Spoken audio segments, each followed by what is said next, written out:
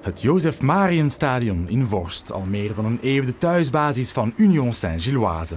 Supporter Fabrizio weet als geen ander wat dat betekent. Effectivement, c'est un lieu chargé de mémoire. Et donc, c'est un stade magnifique. C'est un stade, on va dire, romantique. On n'en trouve plus beaucoup de stades comme ça, pas seulement en Belgique, mais en Europe, quoi.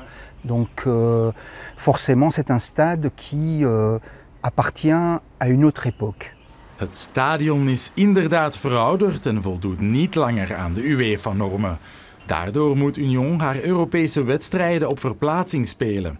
De club wil een nieuw stadion van 15.000 zitjes bouwen in Vorst, maar dat ziet een burgercomité niet zitten. Want het nieuwe stadion moet er komen op de gemeentelijke Bemt zitten.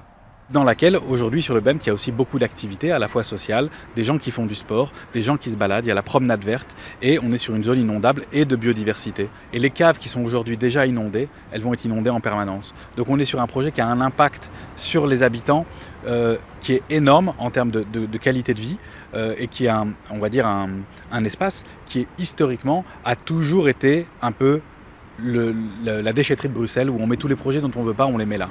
Tegenstanders zien liever een uitbreiding van het huidige stadion, maar dat gaat niet, want de hoofdtribune is geclasseerd, net als het omringende Dudepark.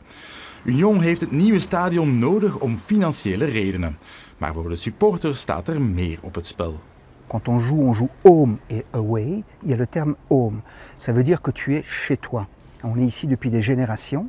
Et donc on se sent vraiment, en tant qu'unioniste, chez nous. Donc il y a un aspect dans le stade qui n'est pas seulement économique, mais il y a un aspect social et culturel très très important. Au Bemt, les premiers riverains, ils sont quand même à 400 mètres. Et il n'y en a pas beaucoup. Il y a un zoning industriel, c'est près du ring. Il y a beaucoup par exemple, les visiteurs ne vont pas traverser la commune pour arriver au stade. Comme ça a été le cas souvent au XXe siècle, on a construit des stades qui sont des cathédrales dans le désert. Il faut effectivement faire penser, imaginer un stade qui soit totalement différent.